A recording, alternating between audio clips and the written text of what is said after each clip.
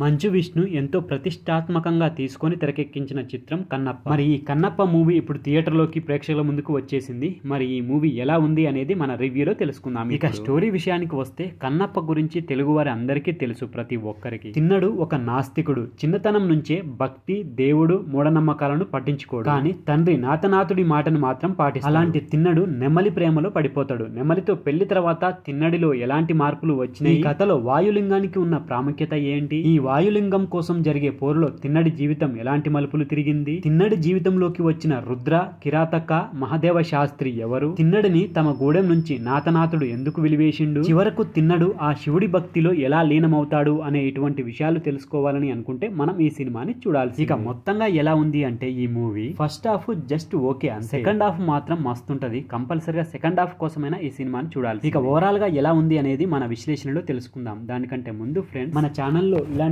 మంచి కంటెంట్ ఉన్న మూవీస్ కి సంబంధించిన రివ్యూ వీడియోస్ కంపల్సరీగా వస్తున్నాయి. మరి వాటి గురించి తెలుసుకోవాలని అనుకుంటే తప్పనిసరిగా సబ్స్క్రైబ్ చేసుకోండి మన ఛానల్. అలాగే ఈ వీడియో నచ్చితే మాత్రం తప్పకుండా లైక్ కొట్టి చూడండి. ఇక వీడియోలోకి వెళ్ళినట్లయితే, పరమనాస్తికుడైన ఓ వేటగాడు శివభక్తుడిగా ఎలా మారిండు, తన రెండు కళ్ళను ఎలా త్యాగం చేసిండు అన్నదే కన్నప్ప కథ. కన్నప్పలోని ట్రాన్స్ఫర్మేషన్ కేవలం భక్తి కోణంలోనే కాకుండా అతడిలోని వీరత్వాన్ని, ప్రేమ కథను చూపిస్తూ నేటి ప్రేక్షకుల అభిరుచులకు తగినట్లుగా డైరెక్టర్ ముఖేష్ కుమార్ కన్నప్ప మూవీని అయితే రూపొందించారు. తిన్నడి పాత్ర పరిచయం, వాయులింగ నేపథ్యం, తిన్నడు నెమలి ప్రేమ కథ, తిన్నడు ప్రేమ పెళ్లి సీన్స్ తో ఫస్ట్ హాఫ్ సాగుతుంది. అసలు కథలోకి వెళ్ళడానికి, తిన్నడిలోని సంఘర్షణను స్క్రీన్ పైకి తీసుకురావడానికి డైరెక్టర్ అయితే కొంత టైం తీసుకున్నాడని చెప్పారు. కిరాతక పాత్ర ఎంట్రీ తర్వాతే ఇంటర్వెల్ ముందు అసలు కథ ప్రారంభం. ఇక సెకండ్ హాఫ్ లో తిన్నడు భక్త కన్నప్పగా మారేందుకు దారి తీసిన పరిణామాలను ఏమిటన్నది చూపించిండు. కన్నప్ప మ్యాజిక్ మొత్తం సెకండ్ హాఫ్ లోనే ఉంది. ప్రేక్షకులకు హై మూవ్మెంట్ తో సెకండ్ హాఫ్ ను నడిపించిండు డైరెక్టర్. రుద్రగా ప్రభాస్ గారి ఎంట్రీ ఇచ్చిన తర్వాతే సినిమా ఇంట్రెస్టింగ్ గా మారుతుంది. ప్రభాస్ గారి పాత్ర కనిపించినంత సేపు నెక్స్ట్ లెవెల్ ఫీల్ ని కలిగిస్తుంది. ప్రభాస్ గారు, విష్ణు, మోహన్ బాబు గారు కాంబినేషన్ లో వచ్చే సీన్స్,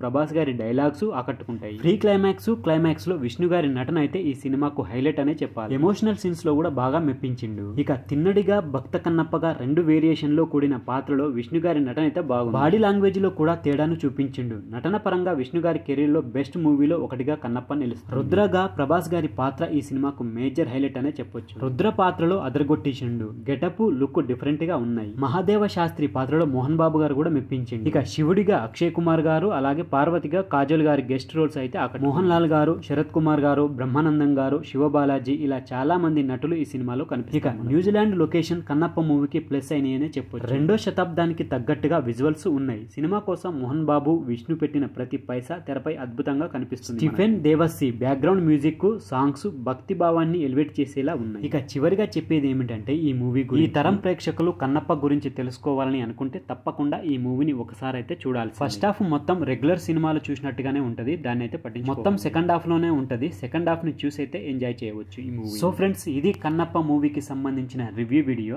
ఈ వీడియో కనుక మీకు నచ్చితే మన ఛానల్ని తప్పకుండా సబ్స్క్రైబ్ చేసుకోండి. అలాగే వీడియో నచ్చితే లైక్ కొట్టండి, కామెంట్ పెట్టండి, మీ ఫ్రెండ్స్కు షేర్ చేయండి. Thank you friends. మళ్ళీ ఒక మంచి వీడియోతో మీ ముందుకు వస్తా. అంతవరకు బాయ్.